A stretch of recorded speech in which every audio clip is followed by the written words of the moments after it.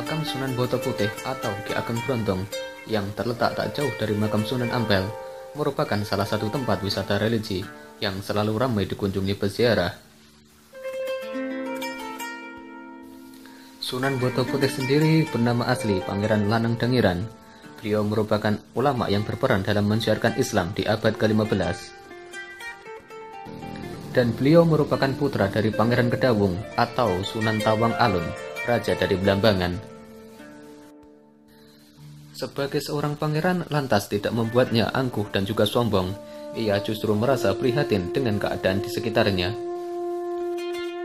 Hingga suatu hari, Pangeran Lanang Dangiran melakukan tapa di laut dan menghanyutkan dirinya di atas sebuah bronjong, yaitu alat untuk menangkap ikan.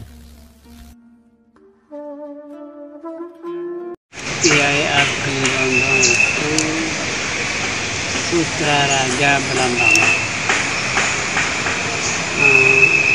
Asal mulanya yang mempunyai nama Ki Ageng Brondong itu setelah lulus dari pertapaannya, yaitu di laut, tapanya di laut.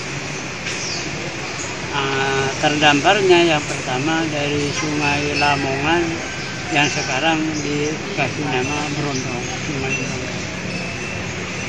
Ya, namanya yaitu setelah pertapaan itu selesai, terus dikasih gelar nama Pangeran Lanang Kiai Ageng Brondong. Pertapaannya itu dilalui lama, bahkan bukan hanya di laut, di bawah lumpur laut, tapi tak mati walaupun ini tertutup, mata tertutup. Asalnya yang terdampar di dalamnya mengikuti arus penangkap ikan yang buhu itu, tahu, di muka itu besar, ke belakang kecil. Tapi nemu itu Ki Ageng Brondong itu di Sungai Brondong itu dimasukin buhu itu.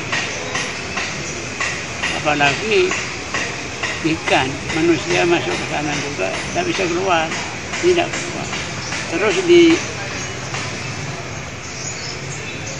melalui arus ke laut, ikut ke laut.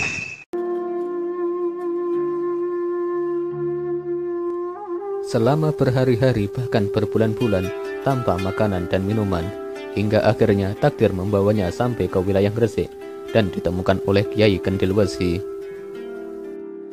Menariknya, saat ditemukan, Pangeran Lanang Dangiran sudah dalam keadaan lemas dan tak sadarkan diri, dan badannya pun dipenuhi karang dan juga keong, mirip sebuah brondong jagung.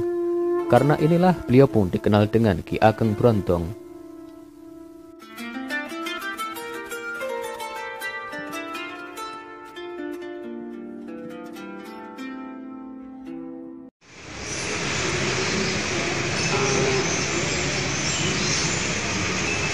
Yang mengangkat dari pertapaan itu namanya Kiai Kendil Wesi,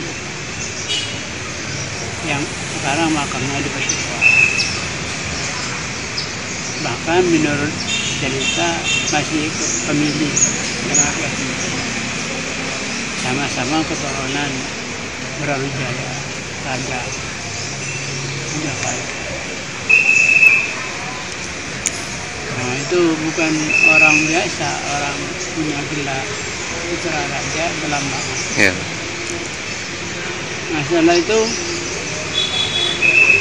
kapalnya di laut itu yang mengambil dari pertapaan itu Kiai Kendil Wesi disuruh Sunan Ampel bahwa orang yang sakti, dulu sakti kalau kamu sebelum tapa itu memang sakti. Yang sakti orang Banyuwangi itu mana? Ada yang tahu, sampai tanya sama Mbak. Suatu hari Kiai Kendil Wesi menyuruh Pangeran Lanang Dangiran beserta istrinya untuk mengunjungi Sunan Ampel. Ditugas oleh Sunan Ampel suruh menyiarkan Islam di sebelah timur sungai ini. sudah kamu menyiarkan Islam, ini belum ada apa-apanya dulu. Di sana di sebelah timur sungai, sampai ke timurnya ada ujungnya, ada batas. Bali, Lombok, itu kawasan tertentu. Ibu juga suruh menyiarkan Islam. Tapi dulu cara menyiarkan Islam, sebenarnya berondong pakai isyarat tok, tak pakai ngulang ngaji Quran seperti sekarang. Cuman artinya sama.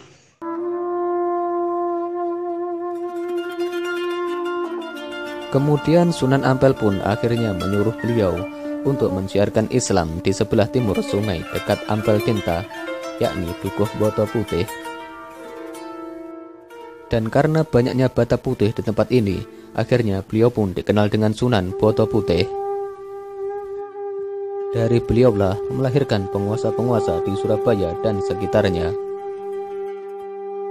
Dan layaknya makam Sunan Ampel, makam ini pun selalu ramai dikunjungi peziarah dari berbagai penjuru daerah, khususnya menjelang bulan Ramadan.